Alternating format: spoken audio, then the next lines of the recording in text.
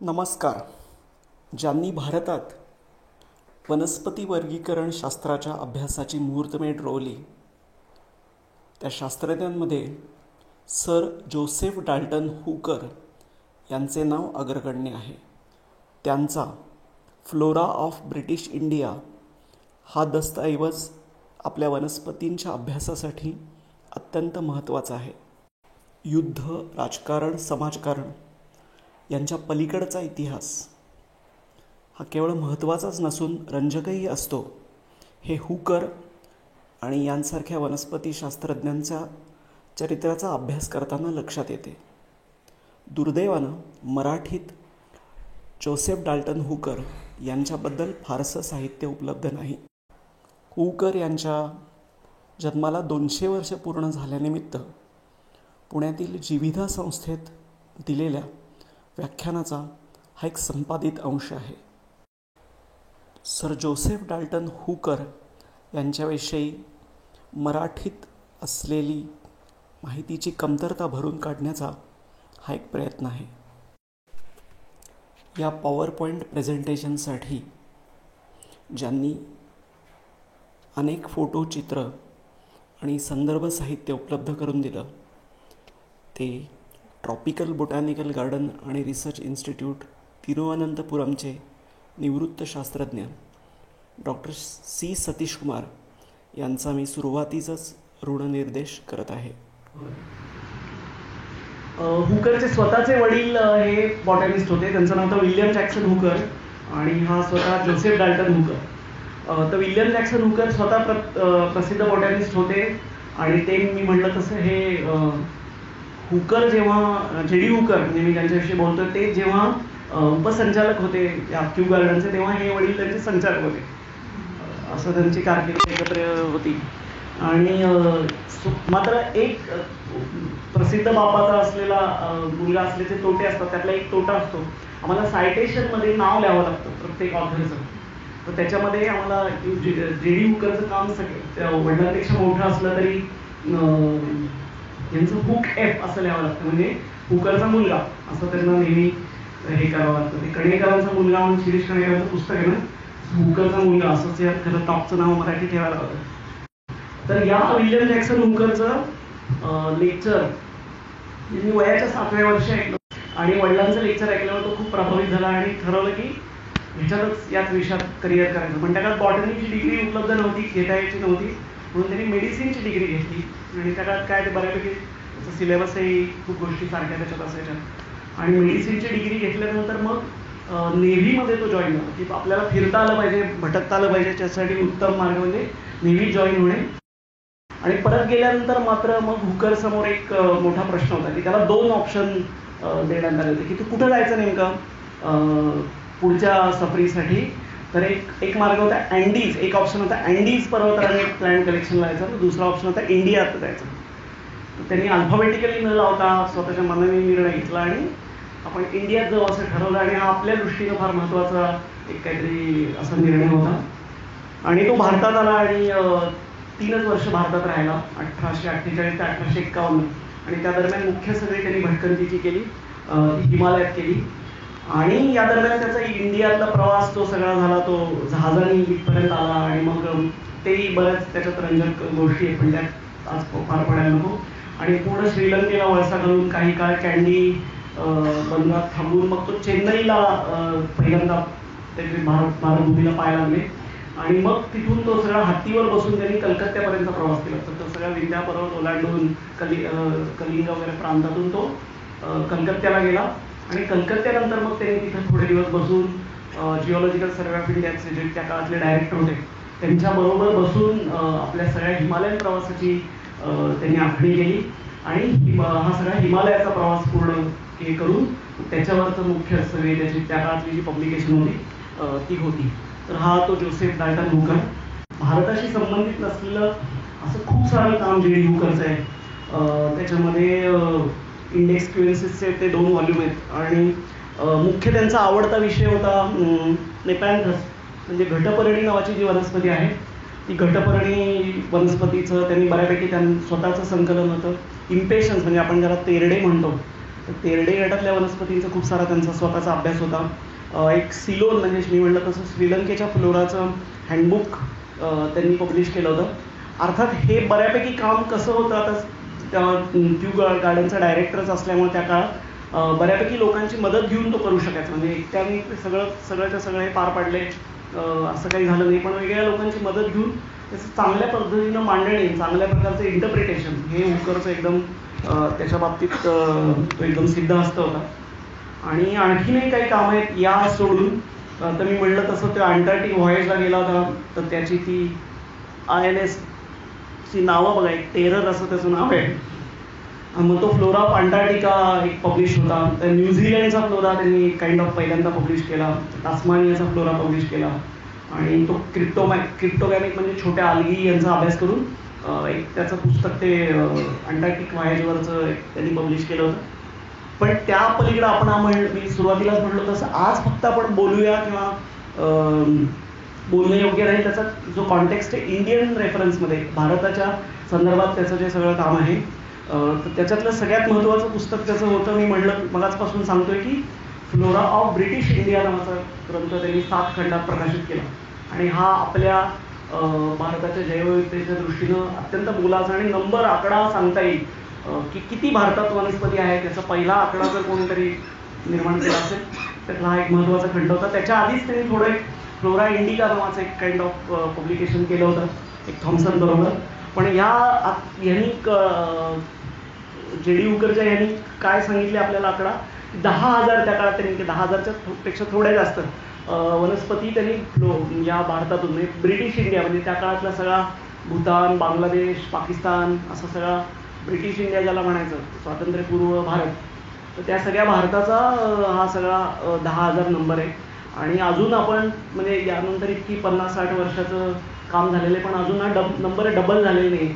Close to 18,000 19,000 म्हणजे याच्या आधी एवढं नॉर्मस कॉन्ट्रीब्युशन त्यांनी त्या काळात करून ठेवलं होतं. आणि इन ॲडिशन टू दॅट ही सगळी पुस्तकं होती रोडोडेंड्रॉन्स ऑफ सिक्कीम हिमालया.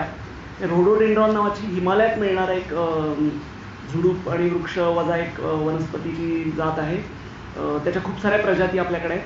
त्याला बुरान्स असं एक स्थानिक भाषेत नाव आहे. आणि खूप सारे लोक एप्रिलमध्ये वगैरे अरुणाचल प्रदेशला वगैरे रोडोडेंड्रॉन ट्रेल किंवा रोडोडेंड्रॉन हंटिंगसाठी वगैरे जातात. आणि अत्यंत विलोभनीय असं ही वनस्पती आहे. त्याची एक जात आपल्या सह्याद्रीत मिळते, पण बहुतांश सगळ्या बाकीच्या जाती आहेत त्या सगळ्या हिमालयामध्ये आहेत. तर त्या रोडोडेंड्रॉनविषयी त्याला स्वतःला खूप इंटरेस्ट होता. आणि त्यांनी आपल्याबरोबर अनेक आर्टिस्ट त्यांनी मी त्याच्याविषयी बोलतो जाऊन त्या रोडोडेंड्रॉनची चित्र काढली. त्याचा जो हा सगळा मी म्हटलं तसं जिओलॉजिकल सर्वे ऑफ इंडियाच्या डायरेक्टरशी बोलून त्यांनी तो सिक्कीम हिमालया आणि तो सगळा मेघालयाचा पार्ट हा सगळा फ्लोराचा सर्व्हे करायचा होता त्याला.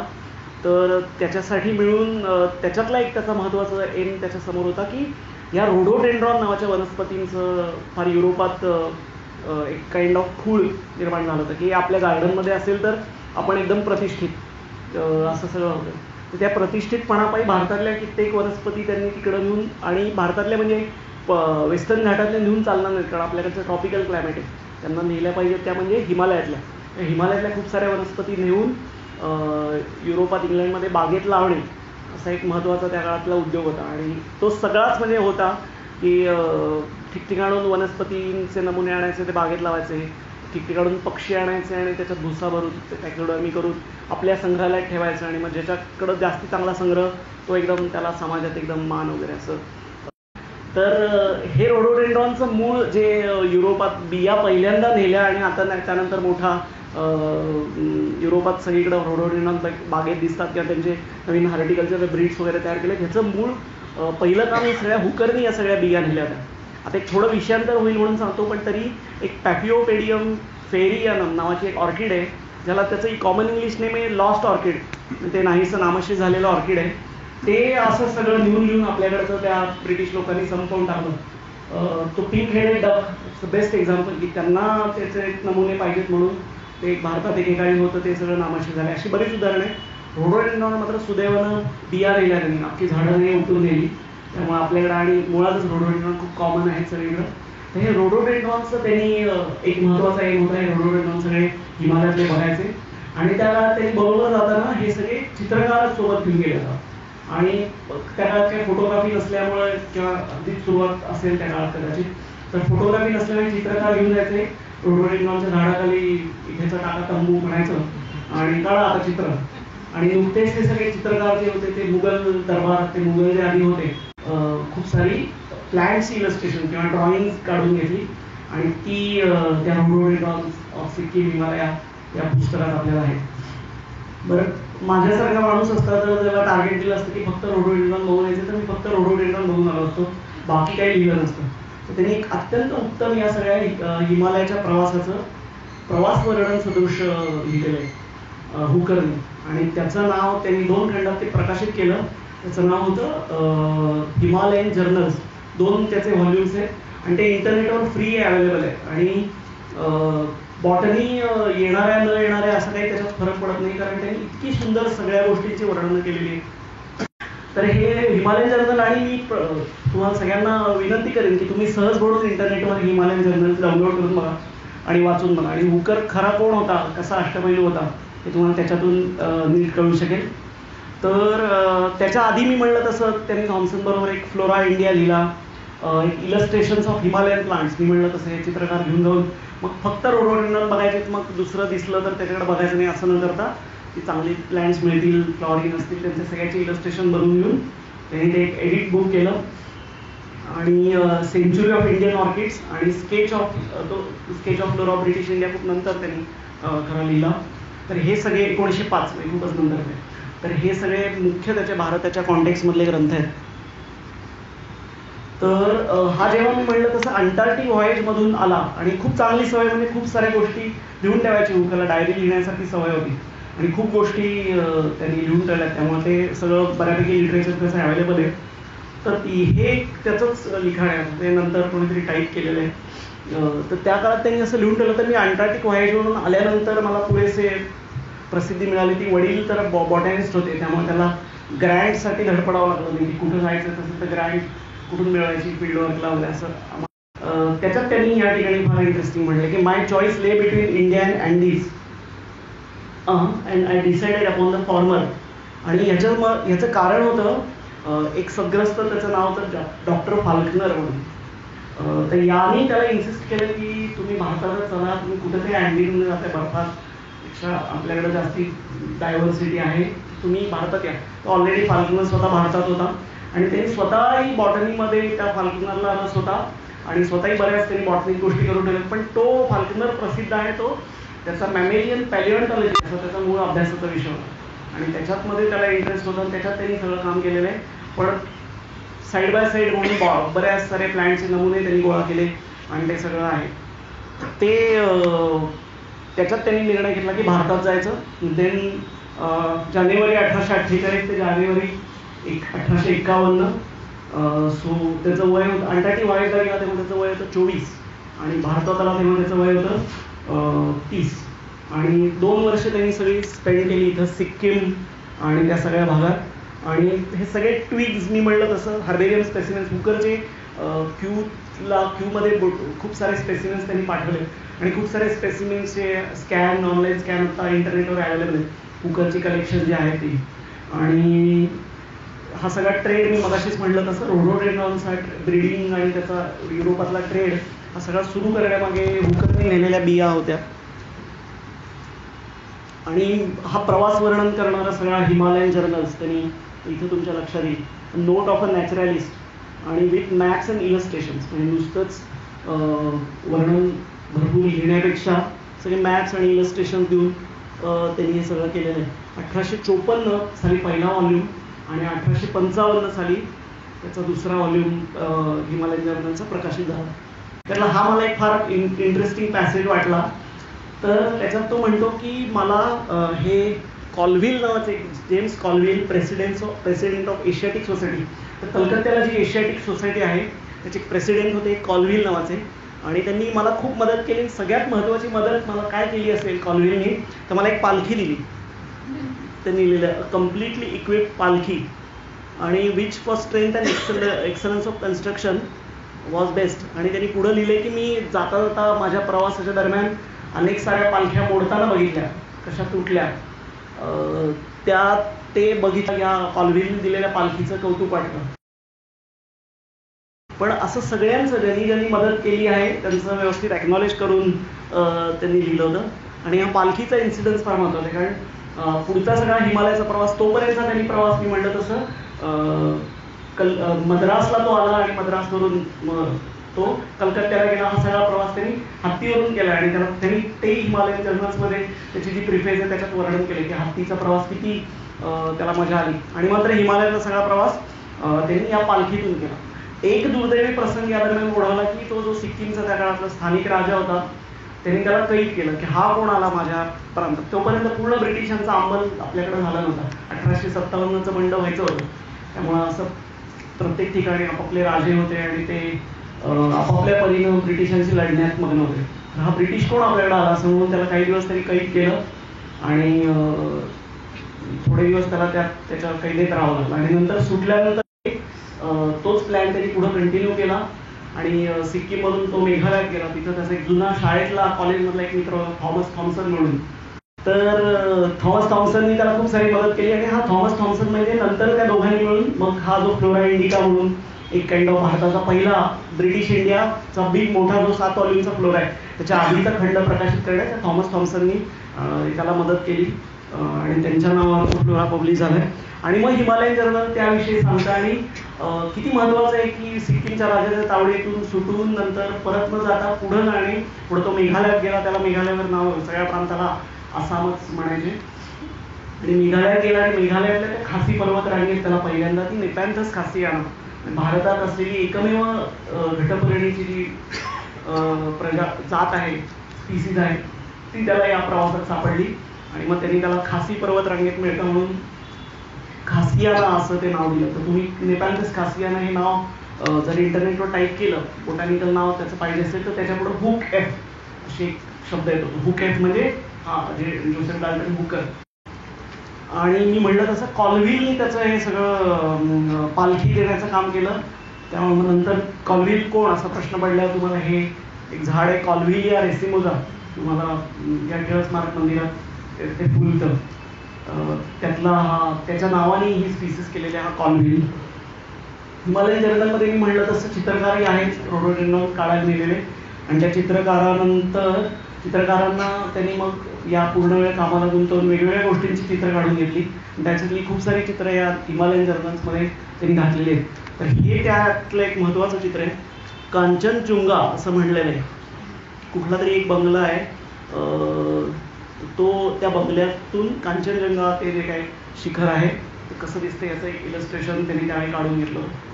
आणि त्या काळात हे सगळा प्रवासाचा खर्च आणि त्याचं मी म्हटलं तर ग्रँड त्याला किंमत मिळाली होती. पण भारतात डलहौसी नावाचे व्हाईसराय त्यावेळी होते. तुम्ही नाव इतिहासाच्या पुस्तकातही येतं बरेचदा. डलहौसीनी त्याला बऱ्यापैकी मदत केली होती आणि इथं राहा, इथं बंगला आहे, इथे असं करत सगळा त्याचा मार्ग आखून दिला होता. आणि मग काय, आणि तो परत मग मी म्हटलं तसं आला 51 साली 25 मार्चला. आणि मग हुगळीच्या पलीकडच्या तीरावर तो सगळा प्रवास करतो, म्हणजे गंगा.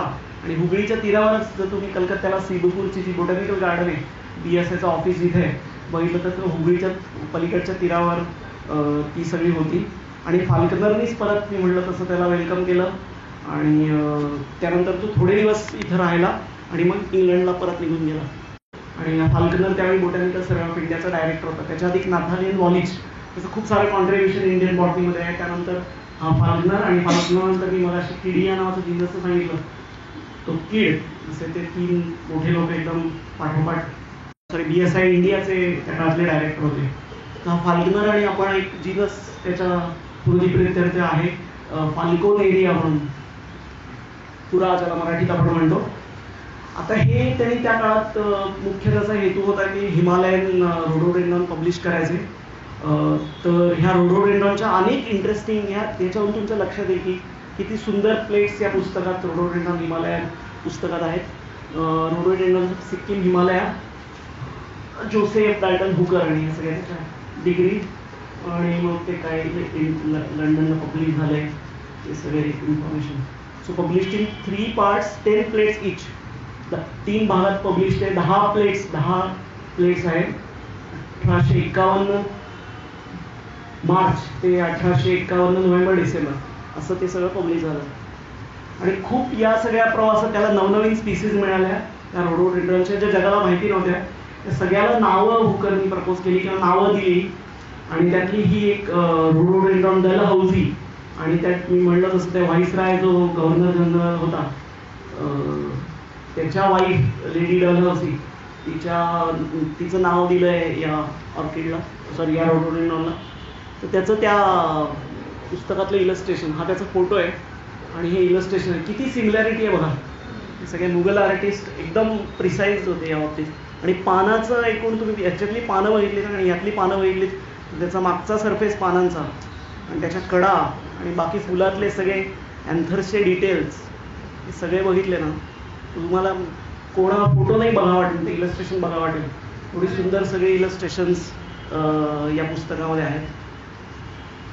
अजून बऱ्याच लोकांची त्यांनी नावं दिली. एक मायकेल एजवर्थ नावाचा बॉटॅनिस्ट होता की ज्यांनी पुढं जाऊन परत इंग्लंडला गेला आणि हुकरला त्यांनी फ्लोरा ऑफ ब्रिटिश इंडिया लिहिण्यामध्ये खूप सारी मदत केली. एजवर्थचं नावसुद्धा त्यांनी एका रोडोडेंड्रॉनला दिलेलं आहे, रोडोडेंड्रॉन एजवर्दी. हे रोडोडेंड्रॉन एजवर्दी. आणि हे रोडोडेंड्रॉन अगदी मस्त आहे. एप्रिलमध्ये अरुणाचल प्रदेशची टूर करायची, सिक्कीमची टूर करायची. अरुणाचल प्रदेशात सर्वाधिक स्पीसीज आहेत, तर सिक्कीमला जायचं आणि हे सगळे रोडोडेंड्रॉन बघायचे. फाल्कनरनी मगाशी उल्लेख केला होता की त्याच्या नावाने सुद्धा त्यांनी एक स्पीसीज केले, रोडोडेंड्रॉन फाल्कोनेरी. सद्ग्रस्त म्हणलं तसं पॅलिओन्टॉलॉजीमध्ये जास्त एक्सपर्ट होते. हा थॉमस थॉम्सन, इंटरेस्टिंग नाव असलेला, आणि थॉम्सोनी, रोडोडेंड्रॉन थॉम्सोनी. आणि ही मी मगाशी सारखं सांगतो की अथॉरिटी असा मी बोटॅनिकल लिटरेचरमध्ये लिहितो, तर तिथं लिहिताना हुक एफ, म्हणजे हुकरचा मुलगा, विलियम जॅक्सन हुकरचा मुलगा, असं त्या हुक एफचा अर्थ आहे. आणि मग या दोघांनी नंतर हा फ्लोरा इंडिका असा लिहिला. नेपॅन्थस मी म्हणलं तसं घटपर्णी त्यांनी, घटपर्णीमध्ये खूप त्याला विशेष रस होता. घटपर्णीमध्ये आणि तेरड्यामध्ये, रोडोडेंड्रॉनमध्ये अशा 2-3 जीनस त्याचे एकदम खूप आवडते होते. तर या नेपॅन्थसच्या त्यांनी सुमारे 20 नव्या जाती शोधून जगभरातून ज्या आहेत. आणि यातलं थोडंच काम भारतातून तो परत इंग्लंडला गेल्यानंतर क्यू गार्डनमध्ये बसून खूप साऱ्या स्पीसीज त्यांनी डिस्क्राईब केल्यात. तर त्या या सगळ्याची एक छोटीशी लिस्ट आहे. आणि पब्लिकेशनची लोकांना गडबड असते, जशी की स्पीसीज मिळाली की लवकर पब्लिश नाही केली, दुसरा कोणतरी करेल, त्यामुळे लोक गडबडीनं आधी पब्लिश करतात. त्यांनी नेपॅन्थस खासियाना 1850 मेघालयात बघितली होती आणि सुमारे 1873 पुढे जाऊन नीट त्याचा अभ्यास करून मग ती पब्लिश केलेली आहे. त्यातली नेपॅन्थस खासियाना हा एक TBJR आहे, मी म्हणलं तसं तिथला फोटो आहे खासियानाचा, त्याचा एक स्पेसिमेन आहे. आणि हे सगळं त्या हिमालयन जर्नलचा मुद्दाम पानाचा स्क्रीनशॉट घेतलाय मी, की त्या ज्या पानावर त्यांनी नेपॅन्थस विषयी लिहिलंय त्याच्या आधी त्या या ब्रिजचं एक सुंदर वर्णन आहे. We cross the stream by a bridge. हे सगळं तुम्ही नंतर एकदा सविस्तर जेव्हा वेळ मिळेल तेव्हा हिमालयन जर्नल वाचा आणि मग हे सगळ्या गोष्टी तुम्हाला त्याच्यात लक्षात येईल. या ब्रिजचं वर्णन केल्यानंतर तो मग पिचर प्लांटचं वर्णन करतो की ते कसं होतं, ते क्रॉलिंग होतं. आणि हुकरला स्वतःला त्या काळात माहिती होतं हा जीनस की इन्सेक्टिव्हरस प्लांट आहे, आणि इन्सेक्टिव्हरस प्लांट आहे म्हणल्यावर त्याच्यात किडे मरून पडलेले असले पाहिजेत म्हणलं. त्यांनी त्याच्यात डोकं बघितलं, ते सगळे पिक्चर बघितले आणि त्याच्यामध्ये इन्सेक्ट आहेत का नाही बघितलं. आणि हुकरने याच्यात लिहिलंय की मला तरी काही त्याच्यात इन्सेक्ट मेलेले दिसले नाहीत, असं इथंच वर्णन आहे. आणि तो म्हणला की काय मग या पान लिफ टिपचा जो मॉडिफिकेशन झालं पिक्चरमध्ये त्याचा काय पर्पज असेल माहीत नाही, असं एक नोट देऊन तो हे लिहितो. त्यानंतर एक खूप इंटरेस्टिंग स्पीसीज आहे त्यांनी हुकरने डिस्क्राईब केलेली, नेपॅन्थस राजा म्हणून. हे एक इंडियन जे राजा म्हणतो आपण त्यांना, त्याचंच अपभ्रंश आहे, RAJAH. त्याचे नेपॅन्थस राजाचे सगळे फोटो. आणि हे त्याचा एक मित्र होता जेम्स ब्रूक म्हणून, सर जेम्स ब्रूक. त्याला सगळे राजा ब्रूक म्हणायचे. त्याला म्हणून त्याचं आठवण राहावी लोकांना म्हणून त्या स्पीसीजला नेपॅन्थसच्या ह्याचं नाव दिलेलं आहे. आणि हा LOW बरेच ते लॉसन आणि हे ते खूप भारतात काम करणार. नुसता लॉ नावाचा एक अथॉरिटी देतो तो हा ह्यूग लॉ. त्यांनी हा राजाचा स्पेसिमेन गोळा केला होता आणि तो हा स्पेसिमेन, आणि मग तो हुकरने डिस्क्राईब केला. राजा म्हणून. आणि त्यांनी त्याविषयी असं लिहिलं की this wonderful plant is one of the most striking of the lot. आत्तापर्यंत त्यांनी जे काही नेपॅन्थस डिस्क्राईब केले म्हणतोय मी, त्याच्यामधलं सगळ्यात स्ट्रायकिंग अशी स्पीसीज आहे. आणि त्यामुळं मला भेटलेल्या माणसांमध्ये असाच एक स्ट्रायकिंग माणूस मला भेटला. त्याचं नाव होतं राजा ब्रूक. मी तसं जेम्स ब्रूकवर पुस्तक आहे त्याचं ते स्क्रीनशॉट दाखवला. तर राजा ब्रूकचं नाव माझ्या डोळ्यासमोर त्याचंच नाव आलं, कारण हा स्ट्रायकिंग आहे माझ्या आयुष्यामधल्या महत्त्वाच्या व्यक्तींमध्ये. असं हे प्लांट एकदम स्ट्रायकिंग आहे. तर हे येते नेपॅन्थस राजाचा TBGRI मध्ये मी आता मगाशी उल्लेख केला, ट्रॉपिकल बॉटॅनिकल गार्डन रिसर्च इन्स्टिट्यूटमध्ये खूप सारं त्यांनी नेपॅन्थसचं जंपला जाऊन जगभरातलं गोळा केलं आहे. तिथला फोटो आहे. एक नॉर्थ नावाची एक चित्रकार कम बॉटॅनिस्ट त्या काळात होती आणि ती खूप त्या काळात एकदम प्रसिद्ध चित्रकार म्हणून झाली होती. कारण तर या नॉर्थच्या नावाने सुद्धा त्यांनी नेपॅन्थसची स्पीसीज डिस्क्राईब केलेली आहे. आणि मग नुसतं त्याची बॉटॅनिकल वर्णन न करता त्यांनी खूप इंटरेस्टिंग गोष्टी त्याच्याविषयी लिहिलेल्या आहेत. आणि ही चित्रकार विशेषतः अगदीच तिचं करिअर बघण्यासारखं आहे. ते ह्या नॉर्थचं ते सगळं इलस्ट्रेशन्स या भागातली केलेली आहेत प्लॅनची, त्याची क्यूमधली एक गॅलरी आहे. तर हिच्या नावाने सुद्धा त्यांनी एक नॉर्दियाना म्हणून नेपॅन्थस नॉर्दियाना गटपर्णीची स्पीसीज केलेली आहे. तिसरा महत्त्वाचा प्लॅन ग्रुप यांनी हुकरचा अत्यंत आवडता होता तो म्हणजे इम्पेशन्स, की ज्याला आपण तेरडे असं म्हणतो. आणि खूप सारे तेरडे आपल्याकडे डिस्ट्रीब्युशन बघितलं तर सह्याद्रीत, दक्षिण सह्याद्रीत, सदर्न वेस्टर्न घाट्समध्ये आहेत. आणि हिमालयात तर सर्वाधिक तेरड्यांची डायव्हर्सिटी आहे. या सगळ्या भागात त्यांनी खूप सारे तेरड्याच्या स्पीसीज जमा केल्या. आणि भारतातूनही कलेक्शन आहे आणि जगभरातून जे काही नमुने हुकरकडे वेगवेगळ्या लोकांनी, वेगवेगळ्या अभ्यासकांनी पाठवले, त्या सगळ्यांना व्यवस्थित अभ्यास करून त्यांना नावं देण्याचं काम हुकरनी केलं. आणि एकट्याच्या त्यांनी कारकिर्दीत 386 स्पीसीज ऑफ इम्पेशन, फक्त तेरडा बघितला तर 386 स्पीसीज त्यांनी डिस्क्राईब केलेले आहेत. आणि असं म्हणतात की अगदी मरेपर्यंत तो शेवटचा एक पेपर लिहित होता, तो सुद्धा या इम्पेशन्स ग्रुपवरच होता. या हुकरने डिस्क्राईब केलेल्या काही इंटरेस्टिंग इम्पेशन्स आहेत. आता सगळ्यात भारतासाठी मी मगाचपासून ज्याचा उल्लेख करतो ते त्याचं कॉन्ट्रीब्युशन होतं की फ्लोरा ऑफ ब्रिटिश इंडिया. आणि भारतात तो काय 3 वर्षच राहिला. हिमालयात त्यांनी भटकंती केली. मुख्य पेनिन्सुलर इंडियात तर काही त्याचं फिरणं झालं नाही. वाळवंटाकडं गेला नाही. विंध्य पर्वताच्या खाली काही कलेक्शन नाही. पाकिस्तानात काही नाही. पण तरी त्याला एकूणात जो कलकत्त्यात त्याचं वास्तव्य झालं याच्या आधी, त्या हिमालयन सफरीच्या आधी आणि नंतर काय जे 2-3 महिने, त्या काळात त्यांनी खूप सारे नमुने इथले वनस्पतींचे बघून ठेवले. आणि त्याच्या असं लक्षात आलं की हे काम पब्लिश झालं पाहिजे, फ्लोरा ऑफ ब्रिटिश इंडिया म्हणून. त्यांना ब्रिटिशांचा हेतू स्पष्ट सरळ होता की हे सगळं डॉक्युमेंट झालं तर याचा कसा आपल्याला वापर करून घेता येईल हे भविष्यात बघू, पण आधी हे सगळं डॉक्युमेंट होते. ते सगळं त्यांनी डॉक्युमेंट केलं. आणि मग तो being director of Royal Botanic Garden Kew, त्यांनी खूप सारे तिथले जे बॉटॅनिस्ट होते, काम करणारे किंवा भारतात ज्यांनी बॉटॅनिस्टमध्ये ते ॲक्च्युली प्रोफेशनल बॉटॅनिस्ट नसतील, वेगवेगळे लोक वेगवेगळ्या प्रोफेशनमध्ये होते, पण ज्यांनी वनस्पतींवर काम केलं होतं असे खूप सारे लोक तिथं होते. भारतातून परत गेलेले तिथं काम करणारे, यांची सगळ्यांची एक मोठ्यांची टीम तयार केली. आणि त्या टीमचा मदत घेऊन त्यांनी हा शेवटी फ्लोरा ऑफ ब्रिटिश इंडिया हा 7 व्हॉल्यूम्समध्ये पब्लिश केला. आणि त्याला तब्बल 25 वर्ष या व्हॉल्यूम्सला 7 व्हॉल्यूम्सला पूर्ण करायला लागली. 72 साली त्यांनी सुरू केला आणि 1897 साली संपवला.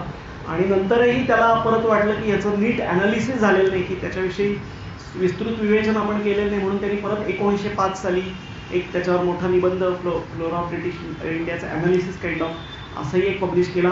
हे सारे खूप सारे वनस्पती शास्त्रज्ञ, त्यांच्याविषयी आपण सविस्तर बोलायला नको. तर हे पहिलं पान आहे काहीतरी कुठल्या एका व्हॉल्यूमचं हुकरच्या. आणि खूप मला काय इंटरेस्टिंग गोष्टी जाणवल्या त्याच्यातली एक म्हणजे 4 फॉन्ट्स वापरले त्यांनी अख्ख्या त्या पब्लिकेशनमध्ये. फॉन्ट ही कल्पना आत्ता डिझाईनमध्ये लोक उतरल्यानंतर ती जास्ती रूढ झाली, पण त्या काळात त्याला प्रत्येक कीज दिल्यात, डिस्क्रिप्शन दिली आहेत, वनस्पतींची नावं दिली आहेत, हे सगळं पटकन कळावं त्या पानांवर वेगळं एकमेकांपेक्षा, म्हणून तब्बल त्यांनी 4 फॉन्ट्स त्याच्यामध्ये वापरले. आणि मग काम त्यांनी अत्यंत व्यवस्थित डिस्ट्रीब्यूट करून दिले या सगळ्या लोकांना.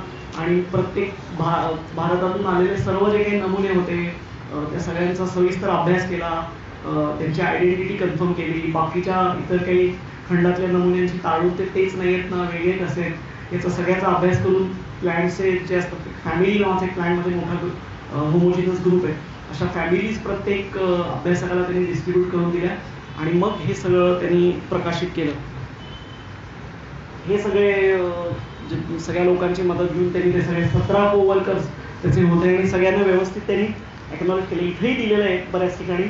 Flora of British India by sir जे डी हुकर, तोपर्यंत त्याला ते नाईटहूड मिळालं होतं आणि कुठे असिस्टेड बाय व्हेरियस बोटॅनिस्ट असंही त्यांचं हे दिलेलं आहे. आणि हे सगळे लोक मग लोकांनीही मात्र मग हुकरचं एकूणच कॉन्ट्रीब्युशन या जगातलं लक्षात घेऊन वेगवेगळ्या वनस्पतींना हुकरचं नाव दिलं, हुकेरियाना, हुकेरी वगैरे. आणि अशी एक नीट यादी केली हुकेरियाना, हुकेरीची प्लॅन्ट लिस्ट करून सुमारे 30 वनस्पती अशा आहेत की ज्यांना हुकरचं नाव देण्यात आलेलं आहे. आणि ह्या स्पीसीजला झालं. जिनसमध्ये सुद्धा एक जिनस आहे त्याला सर हुकेरा असं नाव दिलेलं आहे. हा तो ऑर्किड आपल्याकडं निलगिरी पर्वतरांगेत मिळणारे एक ऑर्किडची जिनस आहे, जनेरा आहे. तर हे सरुकेरा लॅटिफोलिया आपल्याकडं ब्रॉडलिव्ड आणि हा एक सरुकेरा लॅन्सिओलॅटा असे हे 2 स्पीसीज आहेत. आणि मग खूप मी म्हणलं तसं खूप साऱ्या लोकांनी हे सगळा अभ्यास इथला केला. या काळात खूप एक इंटरेस्टिंग स्पर्धा चालली होती आणि जी मला ऑर्किडचं मला फार प्रेम असल्यामुळं ती स्पर्धा नेहमी इंटरेस्टिंग वाटते. भारतात जी काय ऑर्किड स्पीसीज गोळा केल्या त्या कोणाकडे पाठवायच्या, कोणाकडे त्याचा नमुना जाणार ह्याच्याविषयी बरीच गंमत होती. रायचेनबॅच नावाचा एक फ्रेंच बॉटॅनिस्ट होता, त्याच्याकडे निम्मे नमुने भारतातले जवळपास ऑर्किडचे गेले आणि निम्मे नमुने जॉन लिंडले नावाचा एक ब्रिटिश बॉटॅनिस्ट होता, त्याच्याकडे गेले आणि त्या दोघांनी भारतातल्या ऑर्किड स्पीसीज डिस्क्राईब केलेल्या आहेत. आणि तुम्ही नीट बघितली सगळी सायटेशन्स त्याच्या अथॉरिटीज तर खूप लिंडलेच्या स्पीसीज आहेत आपल्याकडं, खूप या रायचेनबॅचच्या. तर ह्या रायचेनबॅचनी हे सगळं एक ऑर्किड आहे सिम्बिडियम आणि त्याचं नाव सिम्बिडियम हुकेरियानम, हुकरच्या नावाने ते दिलंय. Magnificent species with the habit of cymbidium आणि खूप हे सगळं अगदी मुळात सविस्तर वाचण्यासारखं आहे. आणखी एक महत्त्वाचा पैलू, 2 पैलू ते भारताच्या बाहेरच्या कामाचे हुकरचे सांगितले गेले पाहिजेत आणि ते फार महत्त्वाचे आहेत. त्याच्यावर म्हणजे त्याची डार्विनशी असलेली मैत्री. डार्विनला स्वतःला हा त्याचा सिद्धांत तो प्रकाशित करायचाच नव्हता, कारण त्याला माहिती होतं आपण जर हा सिद्धांत जगापुढे मांडला तर धर्ममार्तंड त्या काळातले ह्याला काही मान्यता देणार नाहीत आणि याच्या विरोधातच सगळं प्रकट होईल आणि काय सगळं ते गॅलिलिओ आणि त्यांच्या काळापासून काय झालं होतं ते कदाचित आपल्याला भोगावं लागेल. म्हणून त्यांनी एक सोय केली होती की आपल्या बायकोलाच एक पत्र लिहून ठेवलं होतं की हा जो माझा प्रबंध आहे तो तू मी मेल्यानंतर पब्लिश कर. आणि कारण त्याला खात्री नव्हती की आपण असेपर्यंत हा प्रकाशित करावा अशी त्याची मुळात इच्छाच नव्हती. आणि ते पत्र लिहून त्याच्यात ते जे काही पब्लिकेशनसाठी असलेली रक्कम ती सगळी घालून त्यांनी ते पाकिट बंद करून ठेवलं. आणि त्याचा एक फार महत्त्वाचा उल्लेख होता आणि माझ्यासाठी तो फार महत्त्वाचा आहे आपल्या दृष्टीनं आज की हे पब्लिश करताना मात्र तू जे डी हुकर यांना दाखव, कारण ते माझे मित्र आहेत. मी पहिल्या दिवसापासून त्यांच्याशी हे सगळी इव्होल्युशनची थिअरी बोलत आलेलं आहे आणि त्यांनी एडिट केल्यानंतरच मग पब्लिश कर. पण अर्थात मागच्या वेळी सांगितलं तसं तो अल्फ्रेड रसेल वॉलेसनी तो प्रबंध पाठवला आणि डार्विनला असं वाटलं की हे आपणच लिहिल्यासारखं काहीतरी आहे आणि मग डार्विनने ठरवलं की अल्फ्रेड रसेल वॉलेसच्या नावानेच हा प्रबंध उत्क्रांतीचा पब्लिश करून टाकू आणि आपण बॅकआउट करू असं त्यांनी ठरवल्यावर मग जे डी हुकर ह्याच्यात परत त्यांनी भाग घेतला. म्हणजे त्या सीनमध्ये आले आणि त्यांनी त्याला सांगितलं की तुझंही श्रेय जाता कामा नये, वॉलेसचंही श्रेय जाता कामा नये, आपण एकत्रित हा सगळा तो तुमचे दोघांचे निबंध आहेत ह्या उत्क्रांतीवर ते लिनायन सोसायटी समोर एकत्र आपण मांडू आणि मग लोकांना ठरवू दे की कोणाचं श्रेष्ठ आणि कोणाचं कमी. अर्थात मी मागच्या वेळी सांगितलं तर वॉलेसकडे डार्विन इतके पुरावे नव्हते, त्यामुळे डार्विनला सगळे श्रेय देणं बरोबर आहे. तर ज्या दिवशी डार्विनचा हा प्रबंध प्रकाशित केला गेला किंवा मांडला लोकांसमोर वॉलेस आणि डार्विनचा, त्या दिवशी स्वतः डार्विनचा एक मुलगा गेला होता, त्याचंही नाव चार्ल्सच होतं. तर तो मुलगा गेल्यामुळे डार्विन स्वतः त्या प्रकाशनाला गेलाच नाही आणि जे डी हुकरनी तो प्रत्यक्ष तिथं लोकांसमोर राहून हा वाचून दाखवला. म्हणजे त्या दिवशी कोणालाच लक्षात आलं नाही हा किती महत्त्वाचा प्रबंध होता. पण हा मांडला गेला आणि मांडला गेल्यामागं याचं कारण होतं जे डी हुकर यांनी कायमस्वरूपी त्याला स्ट्रॉंग डार्विनला सपोर्ट दिला की तुझं हे मत मांड. त्यांचं स्वतःचं चालू होतं आणि डार्विनला स्वतःला सर किताब दिला नाही ब्रिटिशांनी, कारण तो सगळं जे बोललाय ते त्यांच्या जे काही चर्च मांडत होतं त्याच्या एकदम विरोधात होतं. जे डी हुकरला तोपर्यंत भारताच्या कामातून आल्यानंतरच हा सर किताब मिळून गेला. एखाद्या सर या पदवी मिळाल्या माणसाचं पाठबळ किती महत्त्वाचं असतं अशा कामांमध्ये ते आपल्याला लक्षात येईल. आणि हुकरनी शेवटपर्यंत ते सगळं पाळलं. हुकर 1911 साली गेला, हुक आपल्याकडं 1910 साली गेला, नंतर पाठोपाठ लगेच हुकरही गेला. तर डार्विनच्या जन्मानंतर मग लोकांना डार्विनला सुदैवानं त्याच्या हयातीतच खूप सारी प्रसिद्धी मिळाली. पण तो गेल्यानंतर मग त्याच्या जन्मशताब्दी ज्या वर्षी होती त्या साली एक सगळ्या लोकांनी ठरवलं की हे क्रांतिकारी आहे. तोपर्यंत मान्य झालं होतं कारण मेंडेलचाही सिद्धांत जो इतके दिवस जगापासून लपून होता तो पुढे आला होता. आणि डार्विन जे काय मांडलंय त्याच्यात तथ्य हे लोकांच्या लक्षात आल्यावर लोकांनी ठरवलं की डार्विनचं काहीतरी एक चांगलं सेलिब्रेशन केलं पाहिजे. आणि मग त्यांनी हुकर त्यावेळी म्हातारा होता पण त्याला विनंती केली की तुम्ही याचं अध्यक्षपद स्वीकारा. आणि ते जुन्या मैत्री खातर तो तिथं गेला आणि डार्विनवर त्यांनी एक मेमोरियल व्हॉल्यूमही काढलं. त्याच्यामध्ये स्वतः हुकरनी लिहिलेलं आहे की त्याच्या माझे कसे चर्चा व्हायच्या आणि डार्विननी मला स्वतःला किती इम्प्रेस केलेलं आहे आणि माझा काय डार्विनला उपयोग झाला किंवा काय मी कसं त्याच्या बाजूनी सारखं राहत राहिलो. आणि हे सगळे इन्सेक्टिव्हरस प्लांट्स वगैरे डार्विननी त्याच्याविषयी लिहिलं आहे. ऑर्किड्सविषयी डार्विननी एक स्वतः पुस्तक लिहिलं आहे. ह्याच्यामध्ये सर्व बॉटनी पार्ट जो होता तो एक ॲसागरे नावाचे बॉटनिस्ट होते आणि हुकर या दोघांनीच त्याला स्पेसिमेन दाखवले जगभरातले आलेले. आणि त्याचा त्या सिद्धांताला खरं स्वरूप प्राप्त करून देण्यामध्ये महत्त्वाचा भाग हा डी हुकरचा होता. आणि माझ्या ते हा सर्वाधिक महत्त्वाचा हे भाग असतो तो राहून जातो कारण डार्विनचं इतकं मोठं प्रभावशाली वलयांकित व्यक्तिमत्व आहे की त्याच्यासमोर कोणी झुकाळून गेला असता. अशी छोटी छोटी व्यक्तिमत्व त्या काळात बरेच होती पण हा स्वतः डी हुकर स्वतःच्या कामाने श्रेष्ठ होता पण डार्विनलाही तो मदत करत राहिला. आणि डार्विनविषयी त्याचं प्रेम किती होतं. हिमालय जर्नल जे पुस्तक आहे 2 व्हॉल्यूम मी म्हणलं तसं त्यातलं एक व्हॉल्यूम त्यांनी चार्ल्स डार्विनलाच डेडिकेट केलेलं आहे.